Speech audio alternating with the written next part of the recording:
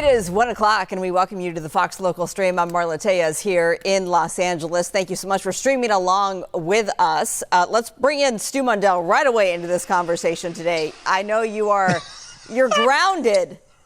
You're not in trouble, but you're not flying right now. You're on the ground, but you flew something very cool today.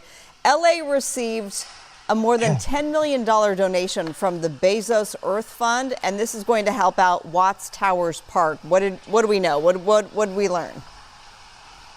Well, Marla, I wonder how much how much of the viewers know? I have a feeling you probably know quite a bit about those Watts Towers, but did you know that they were actually going to tear those things down? They were going to tear those down. The city was trying to get rid of this stuff. This is all 1957. But, they were definitely wrong, and they have become an icon of Los Angeles, the Watts Towers. And, you mentioned it, Bezos. If he's got some extra money, he can throw it my way. That's not a problem, but I'm definitely not pandering. He's doing $100 million giveaway pretty much to things across the United States. And the Watts Towers is getting almost a little more than 10% of that. $10 million is going to be invested into those Watts Towers, and it is going to be amazing. It is actually an iconic cultural thing right now, something that people visit. 50,000 people a year, apparently, make their way to the Watts Towers to go and experience it and understand what's going on down there. But, with that extra money, they're going to do a lot. We're talking about a 5-acre park, an expansion of the area, historical rich arts and cultural center, shade trees. They're going to make it pretty much a green space with the towers, as it sounds, and it's going to be amazing. They're going to have specialized plants down there, walking paths, and amphitheater, so this area is going to grow just a little bit to do all that. And again, like I said, it's already an official tourist site, cultural destination of of Los Angeles. And again, 50,000 visitors are going to be going there. And with the Olympics coming up, they want to gussy it up. And $10 million is really going to help that a lot. The leadership right now is going to be Rosie Lee Hooks. I have to give a shout out to her. I don't know if they went to him and said, hey, we could use this money, or vice versa. But at any rate, under her stewardship, it has been it has stayed being an amazing sculpture. It's actually 17 sculptures in total. And I'm going to go not off my notes, and I wish I had written his name down. Did you know it was an Italian that actually built this? And he built it by hand, everything there by hand, with stuff he found walking back and forth to work. So he would see things in the trash and bring them back to to what I believe was his residence at one time, and build those towers by hand. Again, the city of Los Angeles back in the 50s, 57-ish, 58, they really wanted to tear it down, and they said, hey, we'll make a deal. If this thing can withstand a stress test, we're going to keep it. And it did. And it just kind of shows you, how one person can build something that has become a legacy. But, he never lived to really see that legacy. And, that just makes it more of an amazing story, and maybe one of the reasons why so many people come and look at it. But hats off to the Bezos Corporation, Bezos himself. The Bezos Earth Fund, that is on my notes, is what it actually is called. And, it is amazing. It's just going to get better. And if you're in LA and you haven't been, you definitely should check it out. Well, I've never been to it, and I'm glad you brought up the Italian immigrant who actually built it. 33 years. That's how long he spent building the Watts Towers. To your point, entirely without bolts, without welds, heavy machinery. Nothing. It's 17 steel and mortar sculptures covered in mosaics. He found glass, he found pottery, He put it all together with his hands. Unbelievable stuff. So I'm so glad that there is more effort to preserve it and to really just beautify it. And I get it. For the Olympics, people are going to be heading here, and this can be on their bucket list.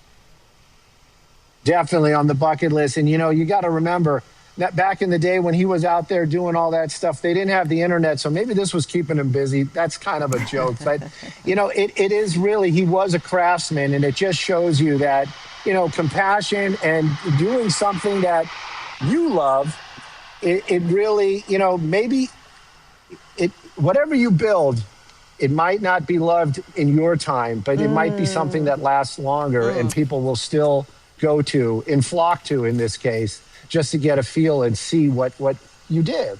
And again, I forgot the guy's name. I'm really sorry. It's Simon. I've no, done it's a story okay. on the Watchtower. I have the internet right here. Let me help you out. It's Simon Rodia or Rodia. I'm not quite sure. Rodia. Rodia. Yes. Okay. Well, Simon, Rodia, incredible work. And yes, it's really a masterpiece of folk Yes. art. So it will be preserved even more. All right, Stu. Thank you. I know you're going to join on the stream a little bit later. We are. Yes, hopefully. I'll talk to you soon. Okay, good. Let's bring in someone else you see all the time on Good Day LA. Amanda Salas. Hi. Happy Emmy nomination day. Oh, what a day for you. It's a big day for you. It is a big day, and I'm so glad I'm on the stream because that is such the theme for the Emmys. Apple TV getting 89 nominations. So stream work and teamwork going hand in hand. I love it. Keep the puns coming. Oh, honey. we will. This is a long award season. The Emmys kind of kick off award season, celebrating all things television, and we're in the 78th, Marla, annual Primetime Emmy Awards. The nominations came out early this morning right here in our backyard. And of course, Marla, let's start with some drama, shall we? No, literally, let's start with some drama. The Outstanding Drama Series nominations. The Diplomat. Point, and I apologize for that. I know it's complicated. Hal, I'd like you to be my vice president. The Gilded Age. I must confess, being so near death has rather changed my perspective on that. Really? Well, if that's good, then I'm glad. A Knight of the Seven Kingdoms. I want the palfrey rubbed down. I know it's for all three. Paradise. I appreciate you saving my life.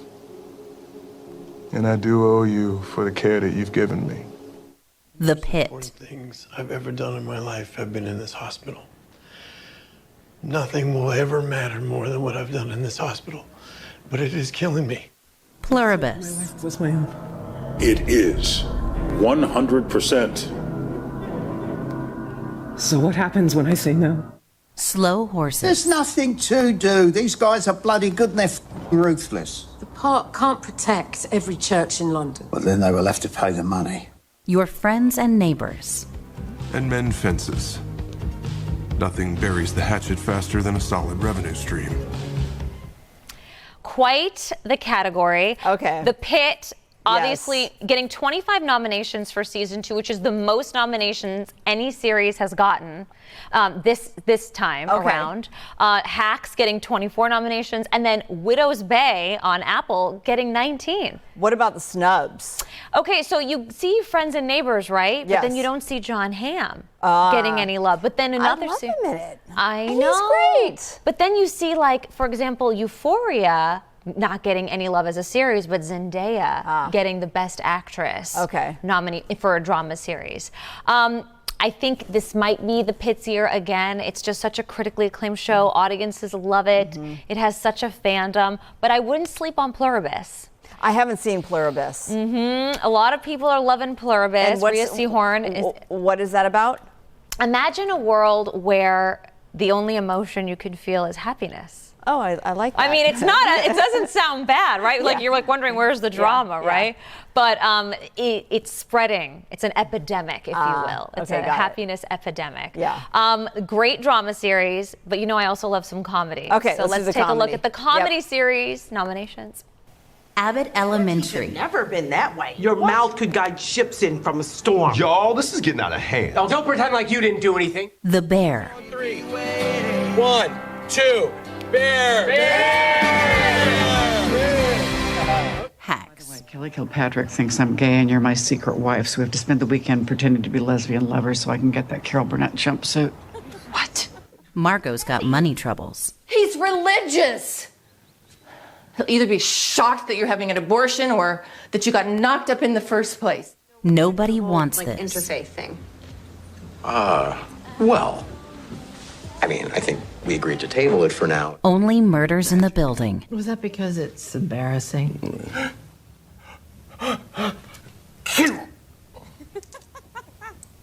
Shrinking. What?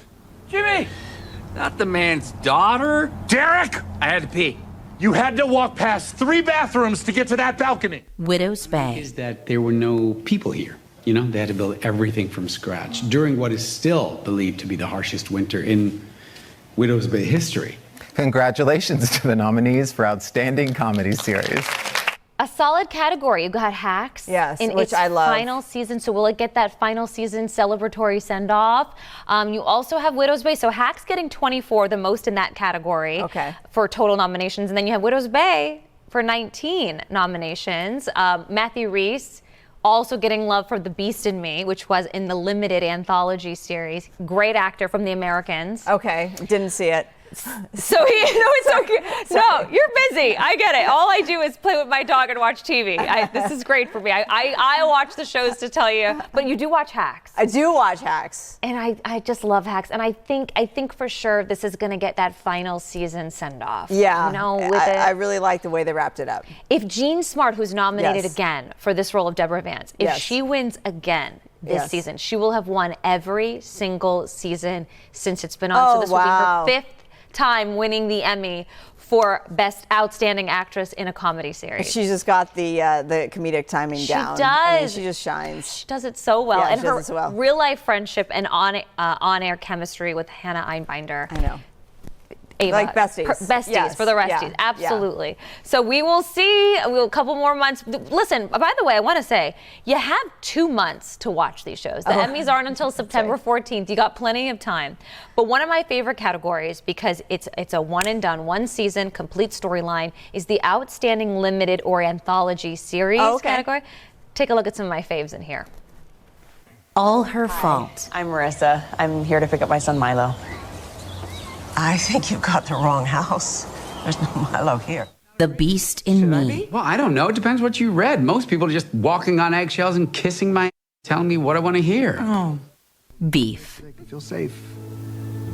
Where they can pretend everything is okay. It's the land of make-believe.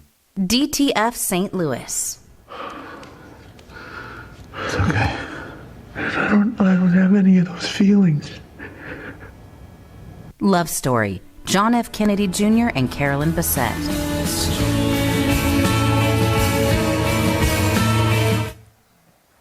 So, boy, okay. Congratulations to the nominees for Outstanding Limited or Anthology Series. All right, so All Her Faults, I'm in on that 100%. Yes. If you haven't seen Yes. it. Sarah Twists Snook. and turns that you think you haven't figured out. Yes. You do not have it You figured do out. not. Great Yes. cast, too. You've got Sarah Snook, who is Shiv in Succession. You have Dakota Fanning. You have Jake Lacey from White Lotus Season 1. You have Michael Pena as the detective. It's a great Chicago suburb. Sleepy at first, you think. Oh, it's got to be a misunderstanding. Where did her son go? Milo, where did he go? And then the twists and the turns start happening. So definitely recommend All Her Fault. I also really recommend The Beast in Me on Netflix. Okay. Came out about 10 months ago. So good. What's the premise of that? So it's in like upstate New York, like Oyster Bay, New York. They're neighbors. Claire Danes plays a mother who lost her son. Oh. And she's an author, and she's kind of going through it right now. Okay. And her new mega construction tycoon neighbor, Matthew Rhys, moves in, and he wants her to write a book on him. Oh. And then some secrets come out. Okay. All right. And he got a nomination. Well, he got the nomination with Widow's Bay, but the show got the nomination for The Beast in Me. Got it. So he's doing okay. He's doing okay. And he's with Carrie Russell. Oh, that's right. So he's doing good in life. And she's on The Diplomat. Yeah. Yes. They're an award season darlings together. How do you keep track of all this? There are so many shows, streaming, etc. I don't know how you do it. You know what? Sometimes I don't know how I do it either, but I take great joy in watching all these. I just finished. This one did not get nominated because not yet. I just finished Off Campus. Okay. On Prime. Watch that alone. Alone. Yeah. I mean, Off campus alone, like without a husband? Yeah, I would say maybe without the husband. Okay. Yeah. Now I'm very curious. Yeah, that's a little side combo. Look at me, Off Campus. Yeah, go ahead, write that one down. Sorry, okay. John. Yeah. This one is the one I watched solo too. He tried to watch the first episode of Off Campus with me, and then He tapped out. I stayed in it Okay. for the full 8. Can I, before I forget, because I have to say, it's been a long time since I've watched something on Netflix that I was just like, oh my gosh, I Blown love away. this. The voicemails for Isabel? Isabel. Oh, yeah. With Zoe Deutsch. Yes. Yeah, it was great. I loved it. Oh. And it's not just because I'm from San Francisco, because it's set there as well, but it's amazing. Oh, it's so good. It Yeah. definitely got me crying. Yeah. For sure. Yeah. Okay, but you know, Marla, the shows are one thing. You got the writing, you have the directing, but let's talk about the acting that truly makes these series that were nominated shine, or maybe sometimes not the series nominated, but the acting nominated. Here are the nominees for Best Actor in a Drama. Sterling K. Brown, Paradise.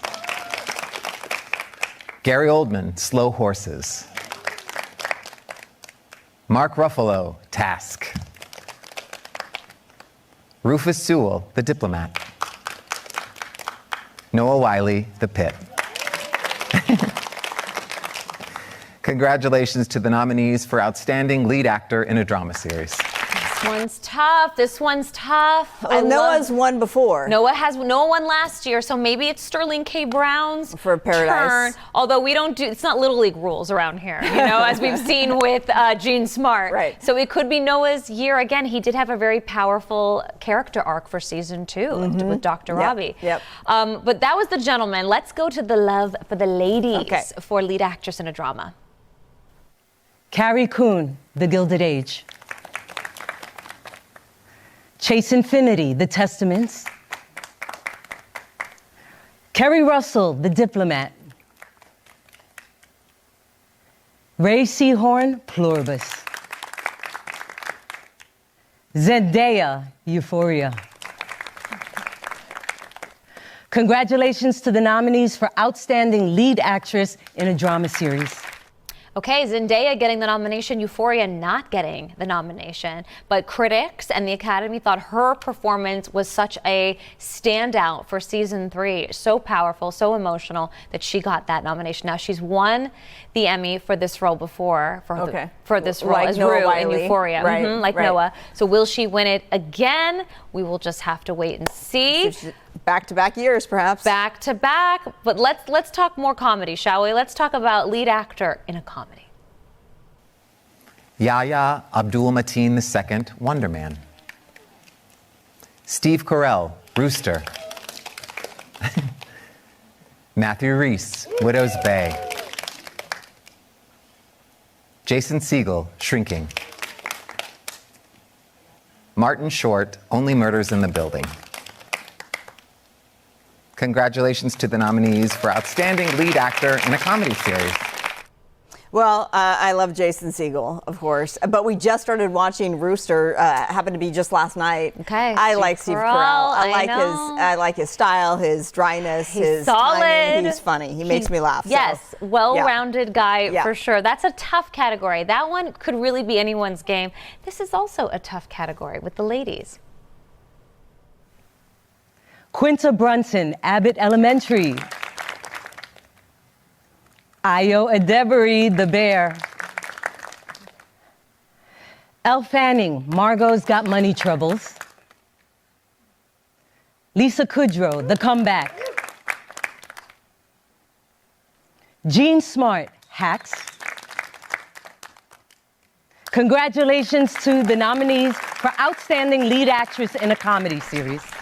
I think it's Jean Smart's year again. Yeah. I think we're going to get a whole hand of Emmys. Wouldn't surprise me. Wouldn't surprise me. No. Her biggest competition, I think, right now would be Lisa Kudrow for The Comeback. Hello. Because Hollywood loves a comeback, and this show was an actual comeback. It was on for 2 seasons. It went away for a while, and then it came back. Okay. And it has gotten a lot of acclaim. Obviously, the Academy loves Lisa Kudrow. Yes. She's won for Phoebe. Will she win again for The Comeback? We will see. But I think we're going to go 5 for 5 for Jean Smart. Wow.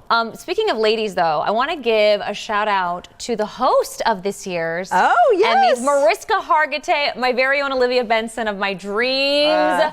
She will host this year's Emmy Award. She's the first woman to do so in 15 years. Before her was Jane Lynch back in 2011. But not only will she be a host, she in her own right has been nominated not only 8 times in the past for the long-running Law & Order SVU, she also received 3 nominations today for her documentary, My Mom Jane, about her legendary late mother, Jane Mansfield. What a career she's had. What a career. And did I just see a headline yesterday, something about she was proposed to again by her husband or on stage? Did you see that? I did not see that. Oh, but well, okay, well that's I Peter probably, Herman. Here I am. Peter, Yes. who's also on Law & Order SVU. They're a beautiful family together. Yeah. Well, look that up and see maybe I misread I believe it. They're very much in love. Yeah, very sweet. They're very canoodly together. Yeah. Okay, I'm going to give you a little pop quiz before I leave. Okay. If you had to take a Price is Right guess as to how many current seasons of Law & Order SVU there are, Marla, for an imaginary $1 million on the board. Who wants to be a millionaire? How many seasons have there been of Law & Order SVU? In its entire span. In its total library for SVU. What number are we on? I'm going to say 1,549. Oh, no, seasons. Not episodes. Not episodes. Begins with a 2. Okay, 21. Close. 27. 27. Close. But see, it's crazy when we say 1,000. 1,000. Like, wow, I would I'm love to thinking be on a show. episodes. She's one of the wealthiest women on TV for good reason. Yeah. Think about 27 seasons of a show, and think about this show is syndicated. You always see a rerun. That's what I mean. Of Law & Order. Yeah, that's why I thought there were that many. Mariska Hargitay raises kids and raises her game. I love it. All yeah, right. Well, every year. Thank you. You raised the streams game today by being here. Amanda Salas, everybody. Thank you. September 14th at the Peacock Theater, 78th Annual Primetime Emmy Awards. She'll be there. All right, we'll be back here on the stream in 2 minutes. We'll see you then.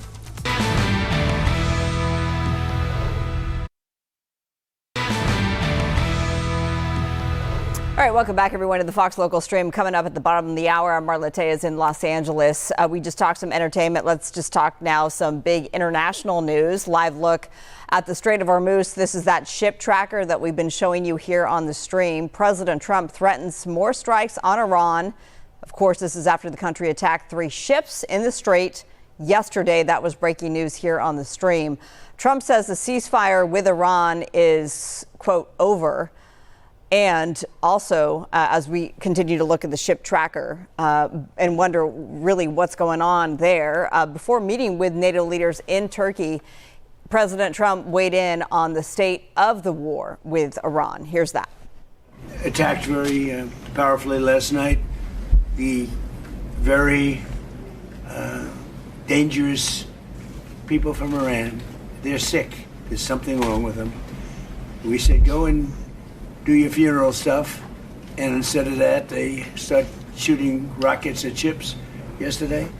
And so we hit them very hard last night, very hard. I would say 20-1, 20 times tougher.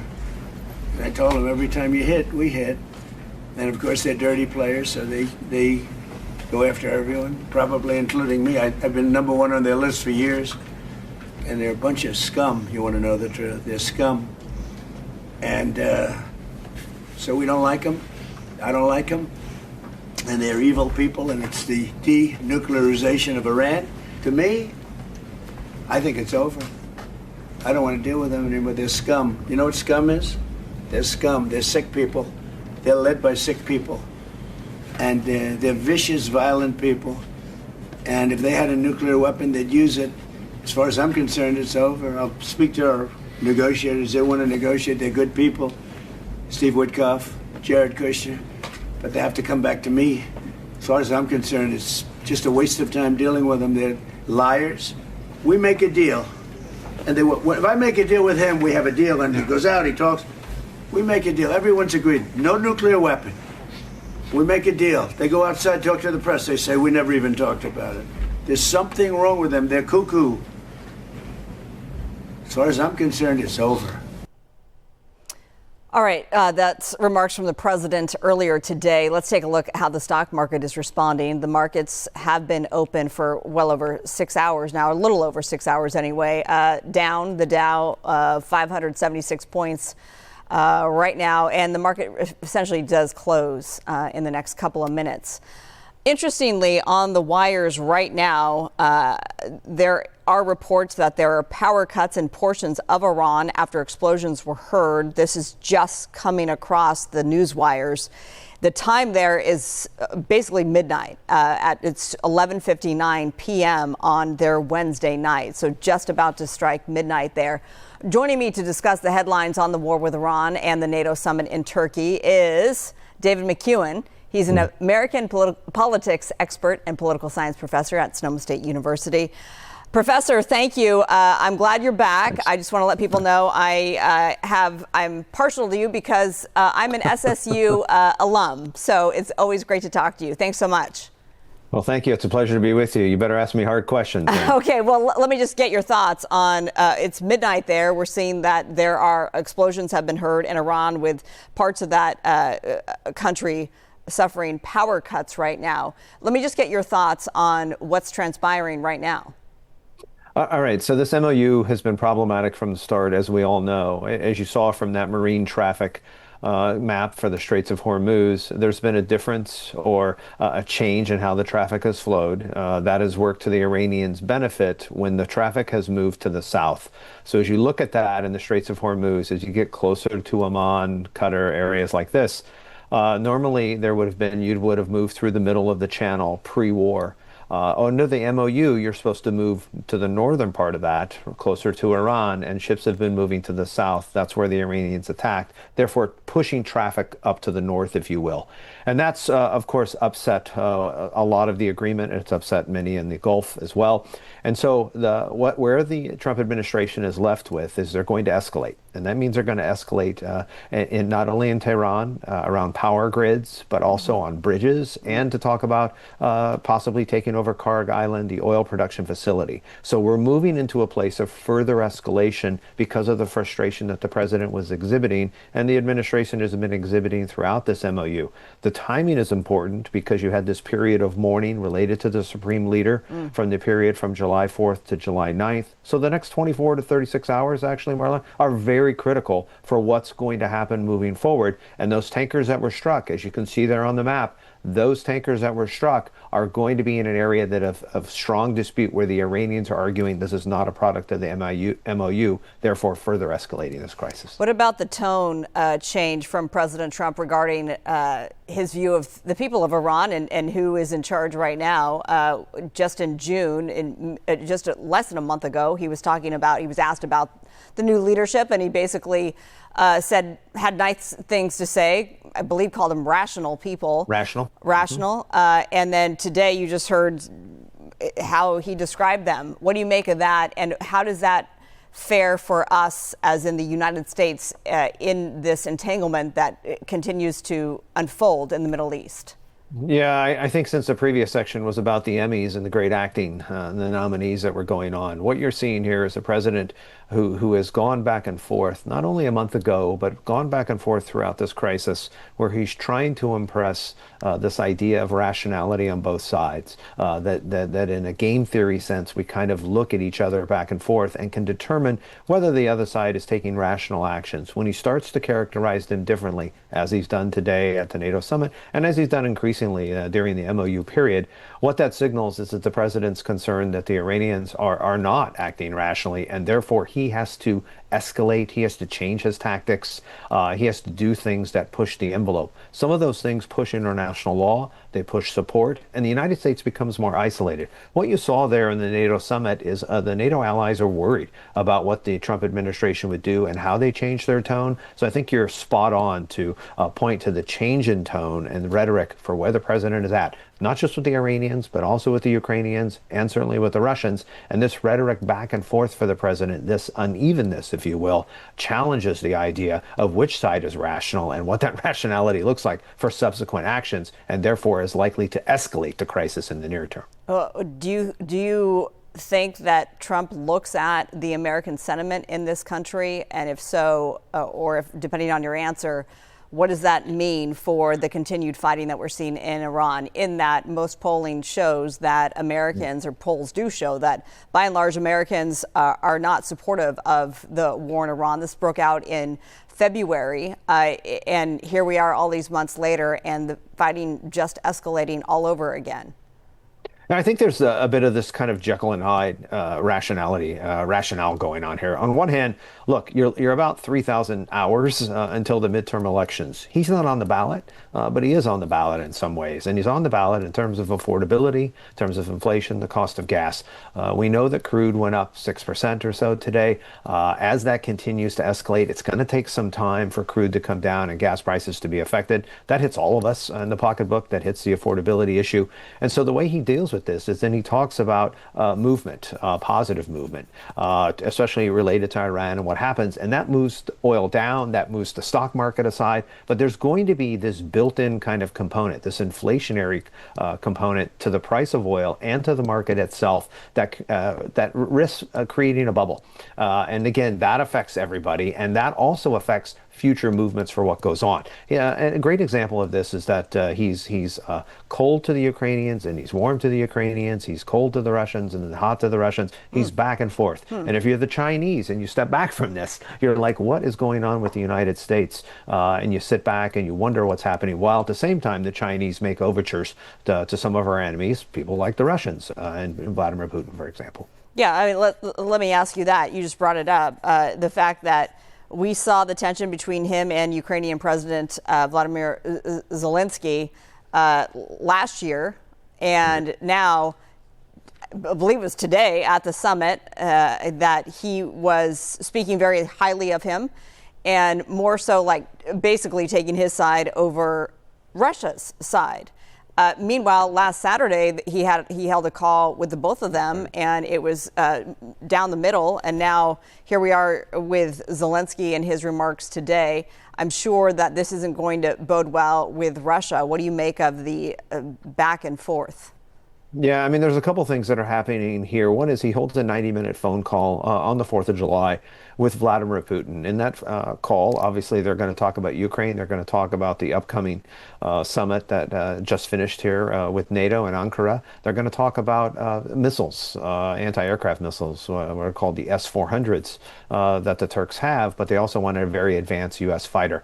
Then he's going to go to this summit and have a love fest with Zelensky. That's a product of what the Ukrainians are doing, largely without United States help, but with European help. And what they're doing is they're attacking inside Russia. They hit another large oil refinery and oil processing facility today that funds the Russian war effort. In addition, the Ukrainians have made gains on the ground, and the Ukrainians have some support out of the NATO summit from the 6-point communique that was issued about more money coming from the European Union, from NATO and their NATO allies, about $80 billion, a further commitment. The first article out of that communique is that Article 5, the attack against one is an attack against all, is a key element of sending a strong message to Russia about where things sit. So the president's reading the tea leaves. He wants to be on the side of a winner and a victor, and to the latest winning side are the Ukrainians. And so if you're the Europeans, if you're the Iranians, if you're the Chinese, if you're others in the world, you're looking at this, and what you're seeing is an unevenness in the Trump administration, and you're worried about how long these commitments can last and what they look like. Today, they look strongly in favor of NATO and in Ukraine, and so the Ukrainians and our NATO allies are going to take that to the bank, at least for the next 24 to 48 hours, as long as they can. Okay, to the bank for the next 48 hours tops. Just coming across the wires, let me just ask you about this. The U.S., in fact, the military officials taking to social media to say that the strikes did happen. They were intended to, quote, further degrade Iran's ability to threaten freedom of navigation in the Strait. And then there are Iranian news sources out saying that military source saying that Iranian armed forces will launch a, quote, massive attack on U.S. Army bases in the region shortly. This is that escalation kind of trap that keeps going on, where we attacked and destroyed overnight last night over 60 fast patrol skiffs and boats of the Iranian IRGC, the Iranian Revolutionary Guard Corps, that could threaten traffic. And so the Iranians know that turning off the spigot of traffic in and out of the Straits of Hormuz gets the world's attention. The way that they can handle that, if they can't populate that as a response, is they'll expand the theater of operations. They'll go after United States targets and bases of men and women, personnel that are there. And this is what worried the Gulf allies who are on the sidelines at the NATO summit, the Qataris, the Emiratis, the Bahrainis, the Kuwaitis, all of them sitting on the sidelines worried about this, because they're worried not only will those bases be attacked, but international airports and other civilian targets could potentially be attacked, where it's very difficult to guard against that, to allay those attacks, and at the same time very problematic. The Iranians know that, so they're going to exploit all of this, further leading to escalation, where the Trump administration has to decide, are they going to bomb more widely, and are they going to go into things like bridges, power grids, and possibly Karg Island? A lot to unpack. We're going to leave it right there, but we could go on and on. We'll have you back as it's escalating all over again. Political science professor David McEwen out of Sonoma State University up in the Bay Area. Thank you so much. Thank you. See you at the Emmys. See you at the Emmys. That's right. And we'll be right back here on the Fox Local Stream with Brian Tyler Cohen.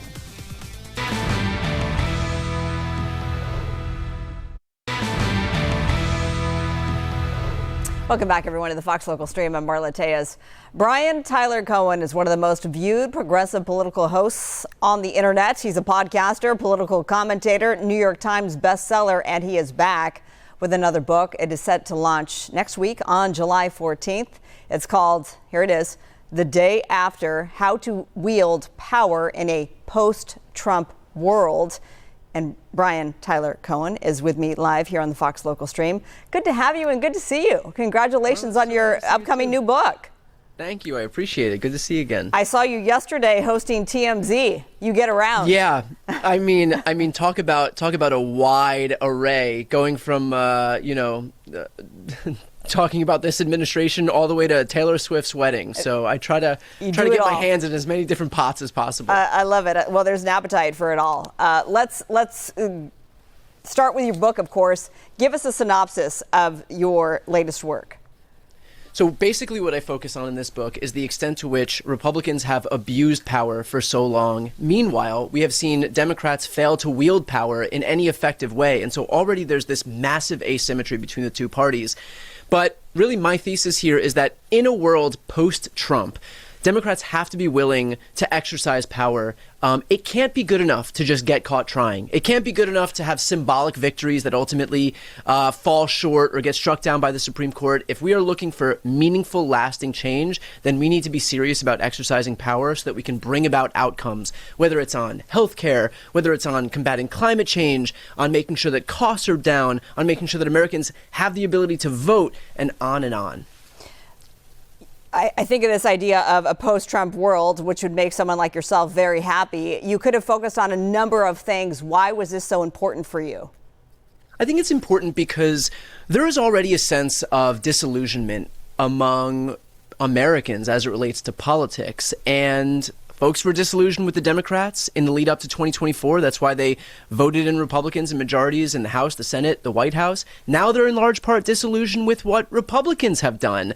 Donald Trump ran on lowering the price of housing, of rent, of groceries, of eggs. And of course, all prices have risen. Electricity prices are up, gas prices are up, grocery prices are up, utility bills are up, healthcare bills are up. And so we're in a moment right now where people are very disillusioned with both parties. And so we're going to have, and I truly believe that Democrats are going to win in 2026 and 2028, we're going to have a small window where we have a second bite at the apple to prove to people that we can actually deliver.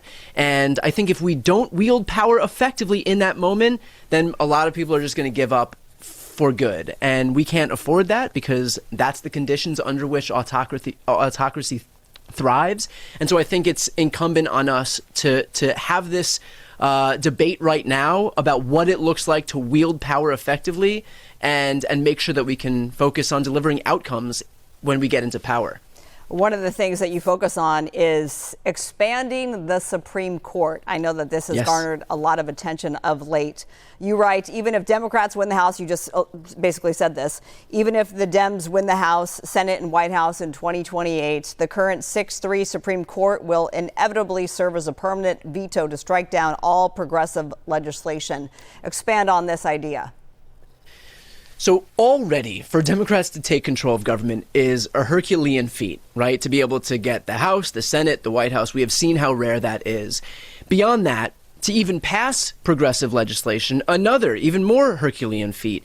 And so my contention is, again, it is not good enough to notch symbolic victories. And I say symbolic victories because anything that Democrats pass will get struck down by the Supreme Court. This is a Supreme Court that's gutted Roe. This is a Supreme Court that's gutted the Voting Rights Act.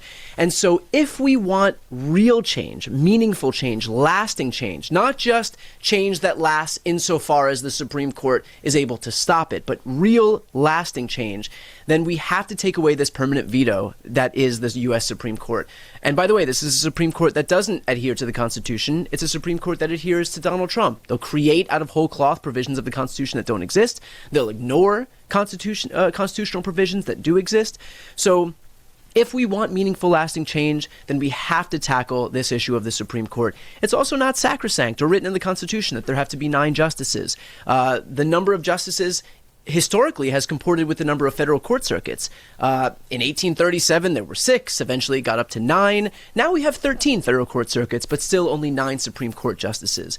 So if we want real change in this country, then we have to expand the court. I do. I want it to go to 13 so that it comports with the number of federal court circuits. Of course, I got to just point out the fact that the Supreme Court did not side with President Trump's executive orders on birthright citizenship. That was a big deal. That was just last week. And also the mail-in ballots that he wanted to be received on Election Day and not after. And the Supreme Court sided against him. Yeah, and I think I'm glad you brought that up because I think folks are looking at this and seeing the crumbs that we've been given and saying, oh, well, I guess this is still a reasonable Supreme Court because they didn't rule in stark defiance of the U.S. Constitution. Like, birthright citizenship is right there in the Constitution in black and white. The notion that the Supreme Court could have overturned that or would have overturned that would really mean that the Constitution is nothing more than a mere suggestion. So I want to caution against looking at those wins and saying, oh, well, the Supreme Court deigned to say what the Constitution says and thinking that there's not a problem. Because there is a problem. This is a bunch of justices who said they would respect precedent, and they've gutted the right to a safe and legal abortion in this country. And so they lied at their confirmation hearings. It's a Supreme Court that for decades and decades and decades has upheld the Voting Rights Act, now has gutted the Voting Rights Act, and we're seeing states draw black representation out of their maps for good. And so there's a deeply embedded problem in this country, and it's being exacerbated by the Supreme Court. But I think these few crumbs that the right-wing justices have given us, I want to caution against looking at those and thinking that everything's okay, because I don't think it is. Have you tried to get an interview? Have you gotten an interview with Trump? I have not gotten an interview with Trump. I haven't even tried to get an interview with Trump. I think the likelihood of that happening would be so close to zero that it probably wouldn't even be worth it. Yeah, I don't think he does. I don't think he does any media with, other than legacy media, with any hostile or any pro-democracy left-wing outlets. But look, you know what? I should reach out, because the worst that can happen is they say no. Exactly. I mean, that's my motto in life. So do it. Do it. And your subscribers, no doubt, would love to see that. I mean, he has, let me just say this, on YouTube, you have more than 5 million, almost 1 million on Instagram. I don't know the number on Facebook. Bottom line, you have millions of people who follow you. When you started your online journey in this space, did you ever expect it to blow up to what it is? And what is it about you that you think resonates with so many people? So the answer is no. Look, I was making YouTube videos for tens of people when I first started, and that was okay. Like, this is what I'm passionate about. I've loved politics my entire life, and if I had the ability to just say what I wanted to say, even if it was for tens of people, I would have been perfectly satisfied. But I think that there was a thirst for two things. First of all, progressive voices in the independent media space. Generally, the left has looked at legacy media as their message distribution system. And so I think the left basically said, okay, so long as we have Fox and CNN and MSNBC and NBC and ABC, then the media is covered. But a lot of people get their news from independent or digital spaces now, and the left was late to that party. So I think the fact that I got in at the time I did was helpful in terms of giving audiences somebody to subscribe to and listen to. But then beyond that, I think that there is, look, I have a point of view. I have a bias. I advocate for universal health care. I advocate for strong action against climate change. I advocate for expanded voting rights. I advocate for the things that I believe in. And so, there are people who share those opinions. There are people who think that Democrats need to fight harder, which is a message I've been pushing for years. And so this gives them an outlet in terms of somebody that they can subscribe to and listen to. And I'm grateful for all of that. But I think in large part, it's just been a response to the fact that there has been kind of an absence of voices like that in this ecosystem. You have your book out July 14th, and you also have an event coming up a few days later on July 18th. Tell people where they can learn more information and what that event entails. Yes, so I will be at JAMS in Santa Monica on July 18th at 4 p.m. I'll be co-hosting with John Lovett, Pod Save America host John Lovett. Mm-hmm. You can go to briantylercohen.com/book and scroll down to the book tour section and grab tickets there. There are still tickets available. So for those who live in Southern California or Los Angeles or anywhere in California, if you want to see John Lovett and I in person, we'd love to see you and get a sense of community back, because I think that's been lost for so long as more and more people spend time online. Let me ask you before I let you go, what do you make of the recent wins for the Democratic Socialist movement? Yeah, I think that I have two thoughts on this. One is, in large part, these DSA candidates are jumping onto the ballot, and the only people that they're facing off against on the Democratic Party side on the left is the incumbents. And in large part, these incumbents don't ever step aside for younger candidates. So there are people who vote for DSA candidates because of their policies and their agenda. And then there are people who vote for DSA candidates because they happen to be younger. And I think both of those should be a message to the Democratic Party more broadly that we need generational change, because if we are just going to keep running the same candidates into their 70s and 80s and 90s, then people are going to find alternatives wherever they can. And so I think that should be a message to the gerontocracy on the left, which continues to be a persistent problem, even in the aftermath of Joe Biden, that we need generational change in this country. And if liberals and moderates and progressives don't offer that up, then folks are going to find it wherever they can. And in large part, the younger candidates on the ballots are DSA candidates, and so that's who they're going to vote for. Well, I'm sure you're watching the race for LA mayor as well. So I could keep talking to you about that.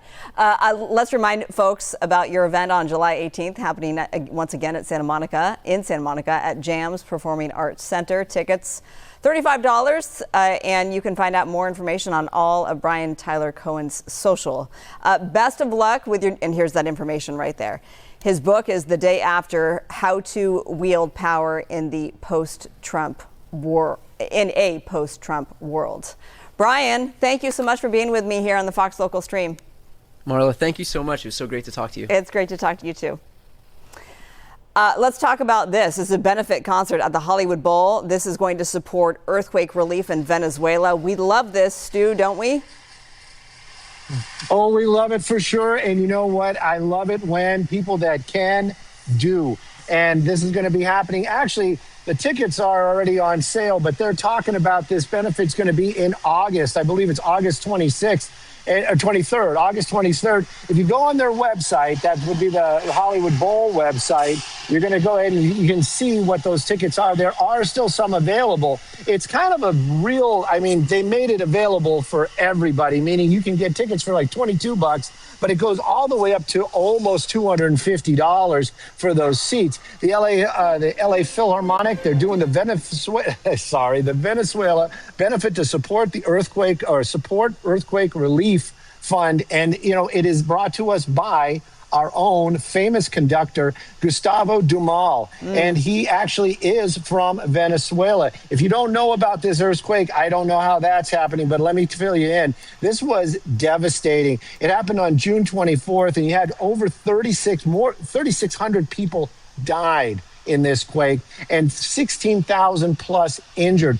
80%, that's more than half. I mean, most people can do the math, but that's more than half of all the buildings in their capital city of Caracas collapsed. Those aren't just government buildings. Those are homes. Those are apartment buildings. And it is still devastating. Now, you might think, hey, you know what? He's spending a little time in between the actual event and the time of the where he's doing this benefit. But that actually is a smart thing, because a lot of the help right now is immediate help, but a lot of these folks are going to need long-term help. And I think that's what the thinking is here with Gustavo Dumal. The earthquake again happened on June 24th. All the money that we're raising out here in California, or actually he is raising for this fund, going to the United Nations Development and Relief Fund. Again, it couldn't go to a better cause, and the ticket's still on sale. The actual concert's going to be on Sunday, August 23rd at 7 p.m. Go to the Hollywood Bowl website. You'll find the information there. And again, my hearts go out to all the victims out there. But, him doing this, amazing. What a genuine, awesome guy. And it just shows you, again, the most creative people usually are the most caring. Yeah, Venezuelan born, obviously, so this is his home country.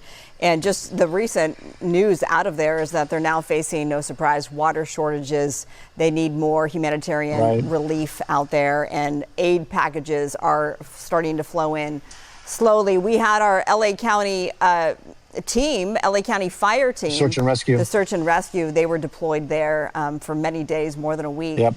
And they helped rescue people who you wouldn't think would be able to survive. But it's incredible to see those stories of survival, Stu. It is, and scary as well. And it just shows you how quickly anything can change. And the fact that we're reaching out and continuing to help just shows, our caring as Californians, or the United States. I don't think they really are going to say, oh, this came from this fundraiser. But Gustavo, my hat off to you, brother. And to make this happen at the Hollywood Bowl, just an amazing event. And, I'll make every effort to be there, but it is just, it's the cause. It is definitely the cause. Absolutely. And I can't say enough. Can't say enough good things about it. Stu, are you coming back? That's it. Tomorrow. You're so funny. Yes, you are done for the day on the Fox Local Stream. You are dismissed, my friend. We hear you dark and early. I'm up early with baby girl, so we hear Stu Mundell in our house very, very early. You know what? We provide traffic information and pest control. Pest control. You're funny, Stu. Okay, we'll see you tomorrow. Thank you. See you tomorrow for sure. And we'll be back in 2 minutes here on the Fox.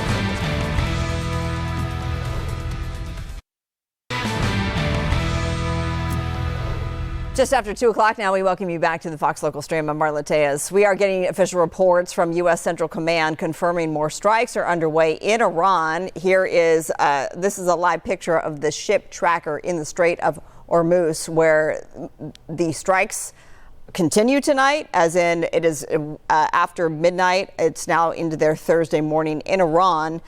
This all broke out yesterday on the stream when we got word of attacks on U.S. shipping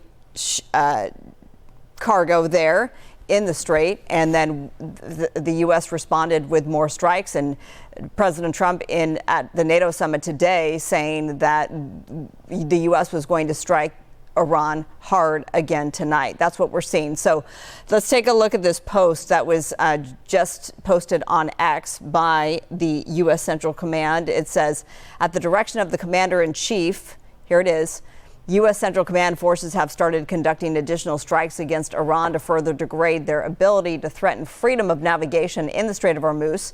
The U.S. is holding Iran accountable for recent unjustified aggression against commercial shipping and civilian crews freely navigating a vital international waterway. This video was posted a few hours ago, so this is not current video necessarily of the strikes that are underway. As mentioned, it's well into the early morning hours for Thursday in Iran right now. So we are continuing to watch this, and we will update you just as soon as we get more information. As we get more information, we will bring that to you, of course, here on the Fox Local stream. It broke out as breaking news here on the stream several weeks ago. That's when that fire erupted on the roof of the Lineage frozen food warehouse, and that caused massive disruptions to the surrounding Boyle Heights community, just adjacent to downtown Los Angeles. It also is having a toll on health in that area. There are safety risks that have remained. Fox Local's Rachel Aragon, she's in Boyle Heights for an update. It's been about 3 weeks, Rachel. Yeah, Marla, hard to believe, right? 3 weeks, and there's still plenty of health issues a lot of these residents here are facing. In fact, my photographer and I stopped by several different health clinics and giveaways today at a nearby park, and there's still plenty of people lined up to get boxes of these K995 masks. They're also giving out water as well as food. And I also talked to a nurse practitioner earlier at this mobile health clinic just a few blocks away from here, Marla. He was telling me that so many people come in the morning that they still complain about coughing, breathing issues, stomach aches, nausea, several different things related, of course, to what's been going on 3 weeks ago. I'm going to step back a little bit to give you an idea of where we are. We're on Alma Avenue and Olympic Boulevard. It's been 3 weeks, but again, there's still plenty of people stopping by these health clinics and giveaways. And another thing, Marla, I want to mention that we're also checking in on are small businesses. We're right off Olympic Boulevard here, and we spoke to a couple different businesses, and 3 weeks later, they tell us business is nowhere near back to where it was. This right here, my photographer Sam is pointing to right now is a local automotive shop here. We talked to a battery shop too. And again, not only is the air quality still an issue, but business is no longer booming like it was. They also have been giving out air purifiers to businesses and residents here in the area.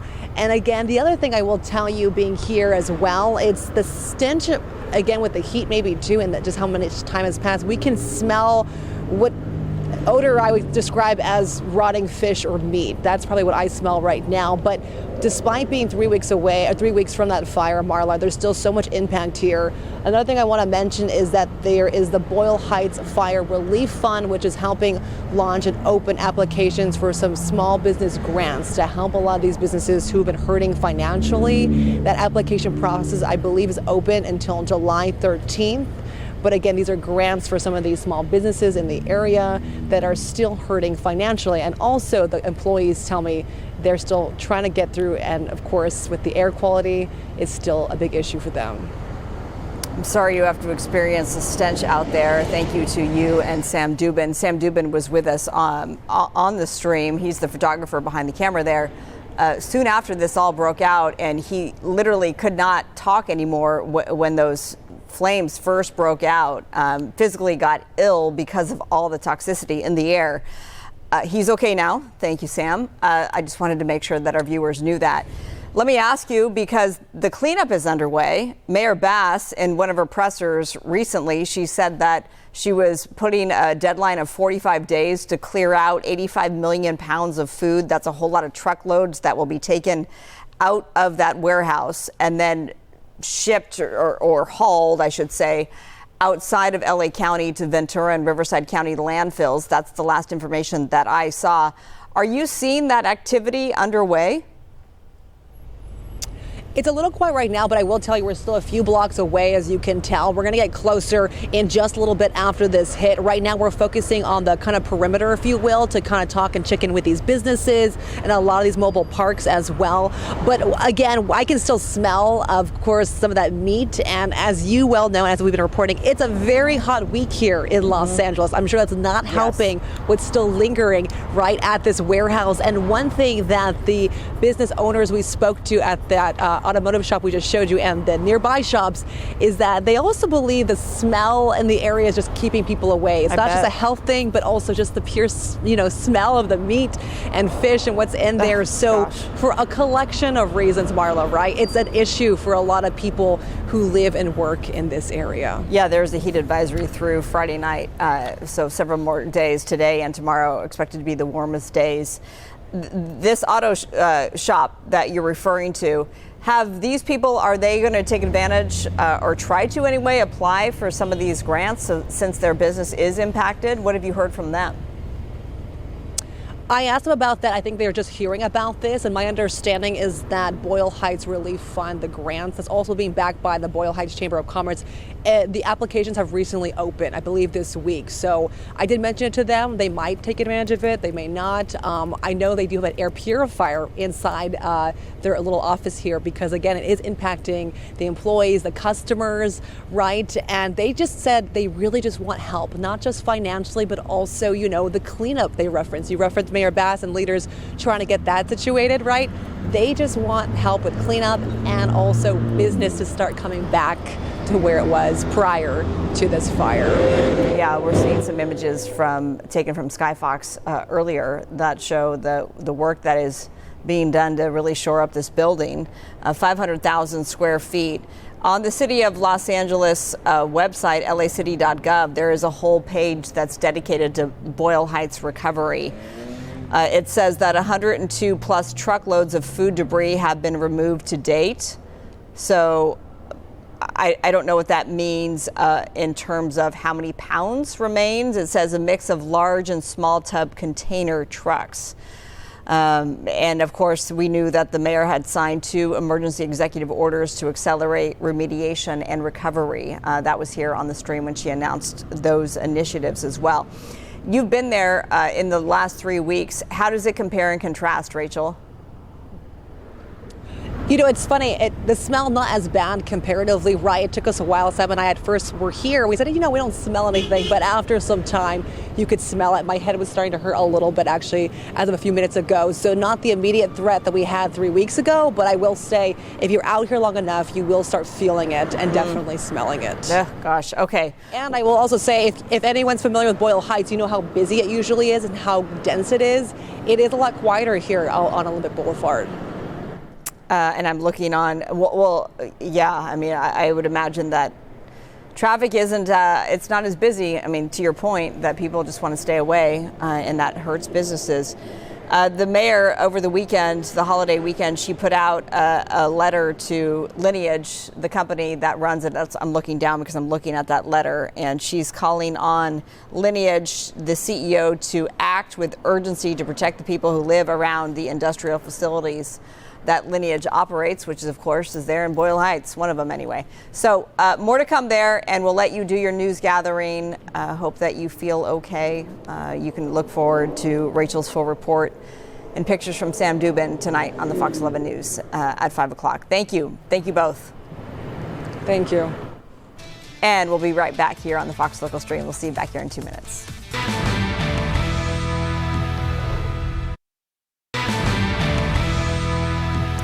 It is 2:12. We welcome you back to the Fox Local Stream. I'm Marla Tejas. Let's get you caught up on some World Cup news, shall we? Well, not necessarily news, but we're looking forward to Friday here at LA Stadium. Live look here provided by our friends at Cosm. It's another great venue in Inglewood, just across the way from the LA Stadium.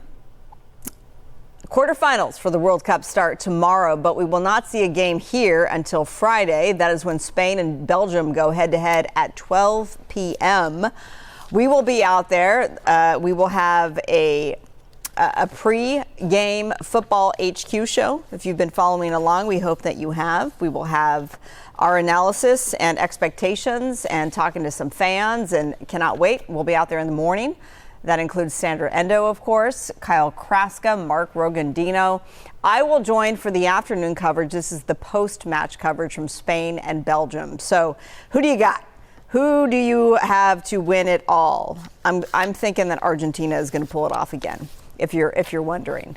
Let's talk about the tickets, though, because as soon as the U.S. got beat by Belgium, we saw ticket prices drop. So the ticket resale prices for the game, this is from StubHub, according to Sports Illustrated, the price for a World Cup quarterfinal game plummeted by 67% to roughly $1,000 before USA lost. Resale tickets hovered about $3,000.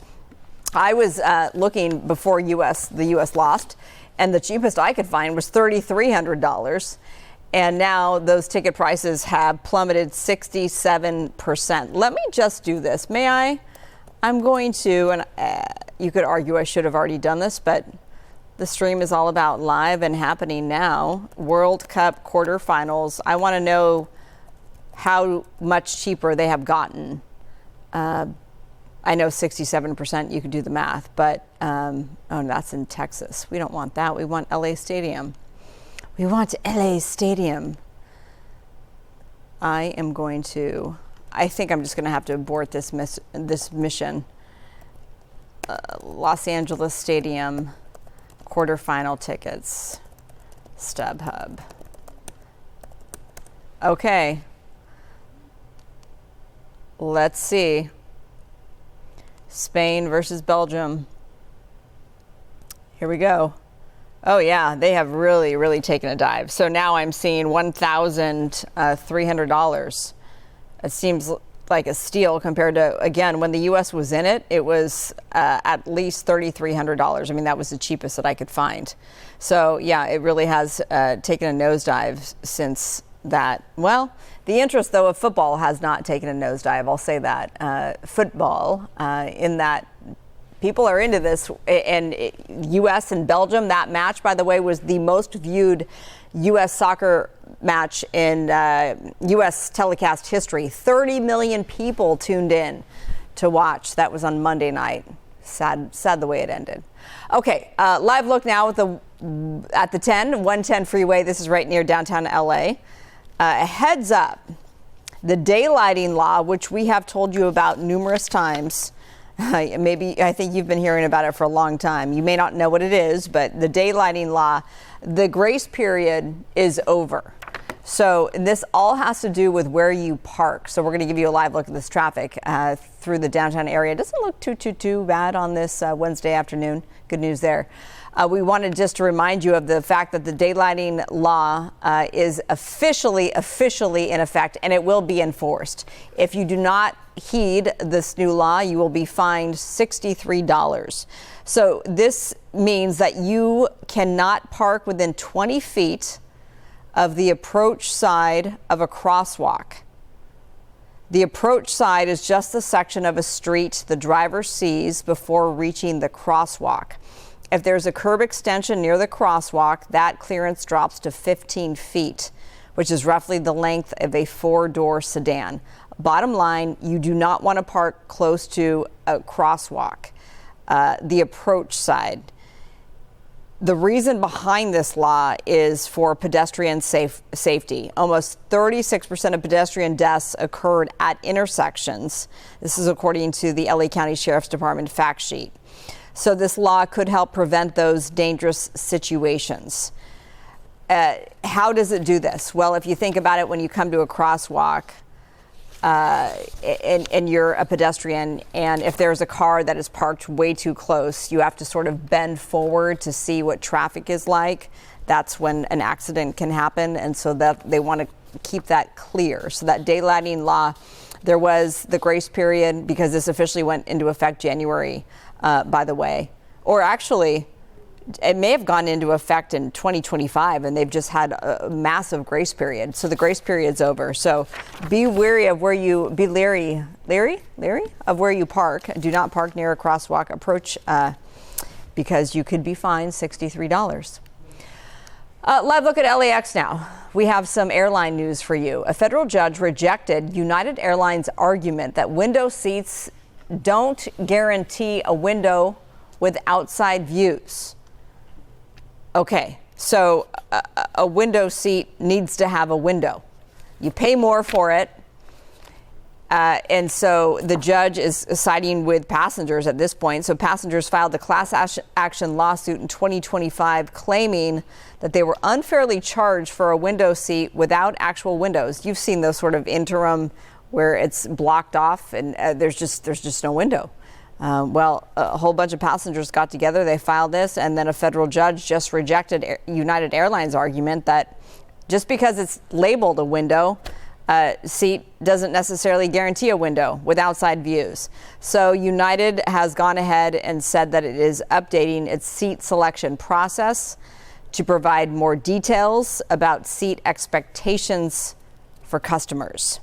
So you will not be duped again. Live look now at New York City. And this is that high rise, that 37-story high rise that has good news, has been stabilized. After we showed you the pictures and video yesterday, it showed the infrastructure was buckling. And here are those images of the steel beams that literally buckled. This is not on the bottom floor. This is in the middle of this 37-story high rise. Some construction workers were in there.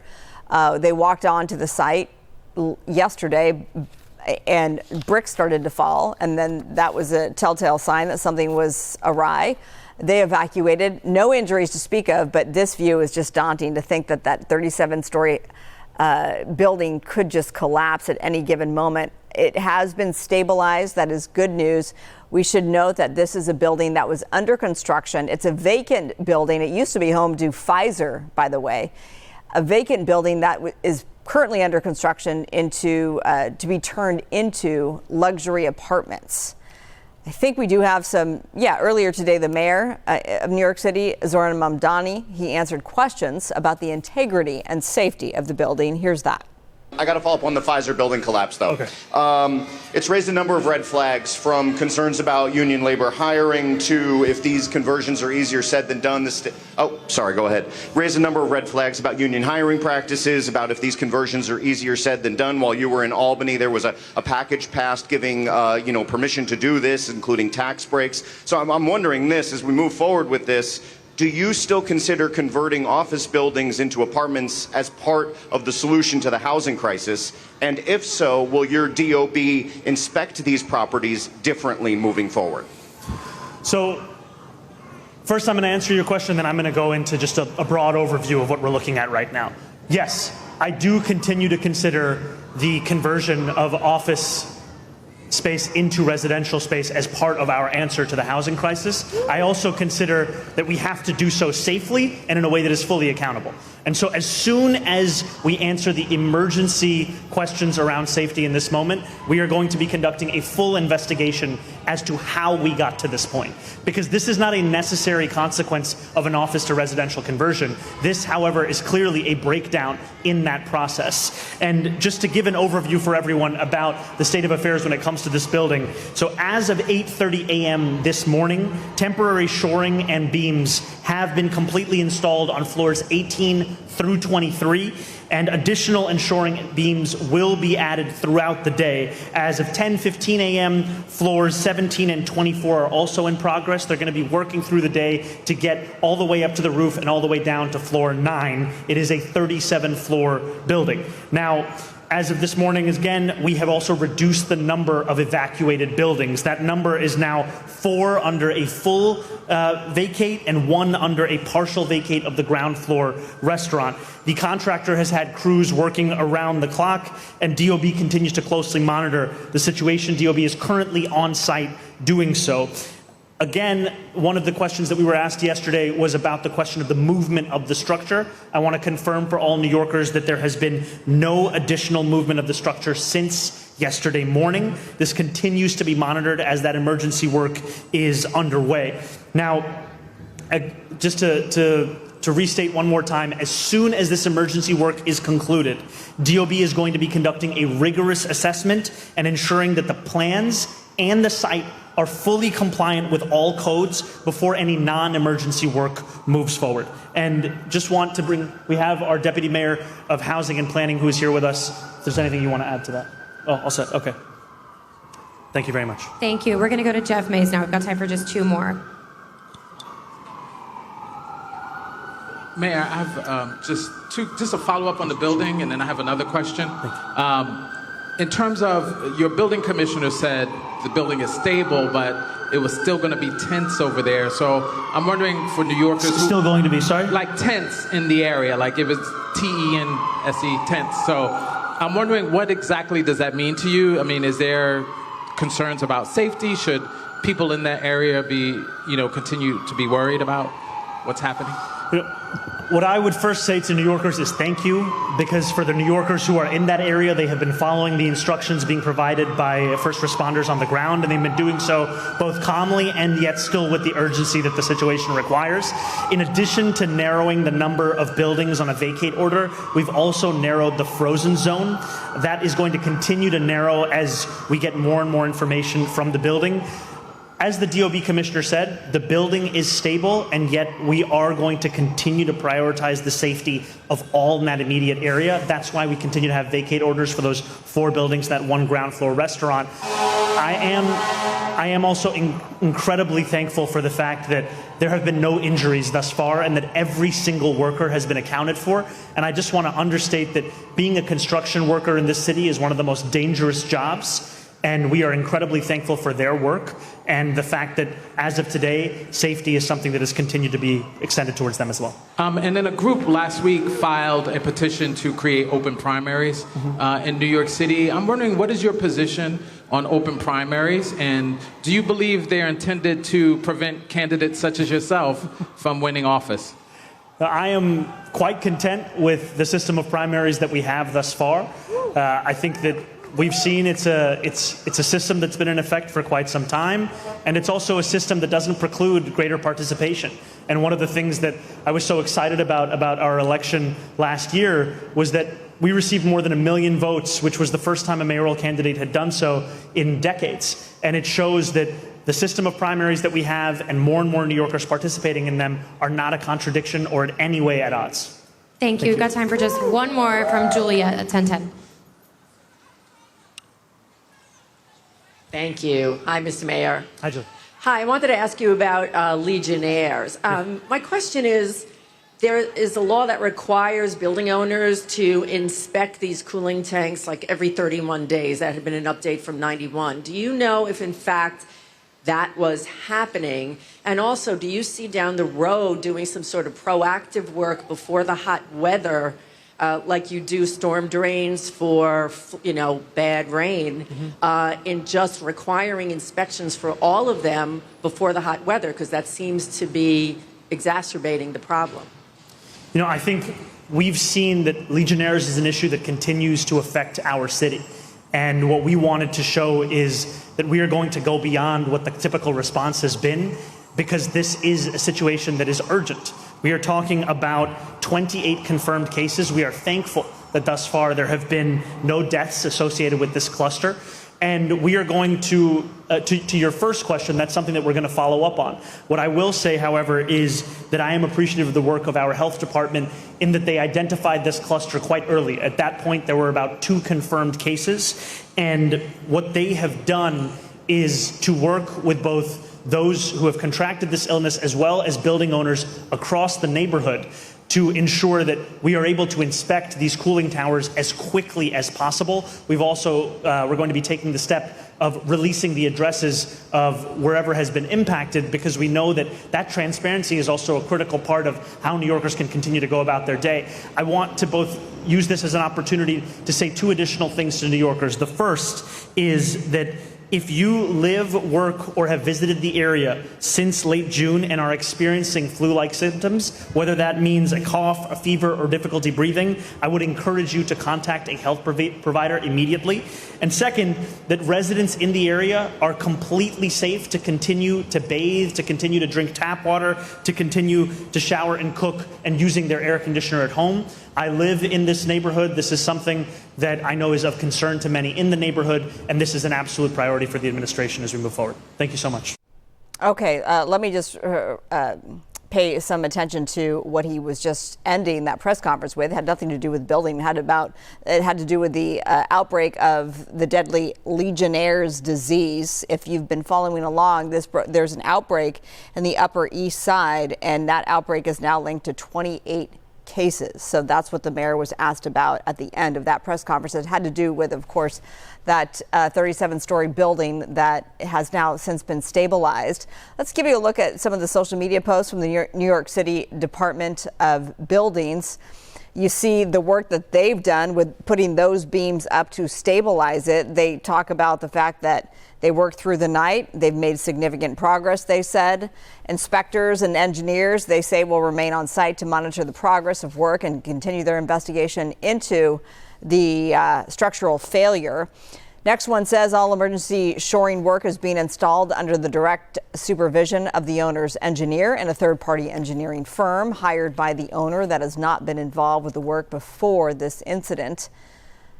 The department goes on to say, we are grateful that no injuries were reported, and to the colleagues of the fire department and New York Police Department, Office of Emergency Services, they thank them for their collaboration, and the investigation is ongoing. They will continue to provide updates as more information becomes available. So there's that, and there's one. All temporary evacuations in that area have been lifted. That's the last thing we'll end on there. So good news. They have stabilized it, but they have a whole lot of work ahead of them as they try and convert this former Pfizer headquarters into luxury apartments. All right, bottom of the hour. We're going to take a quick 2-minute break here on the Fox Local Stream, and we'll see you right back here.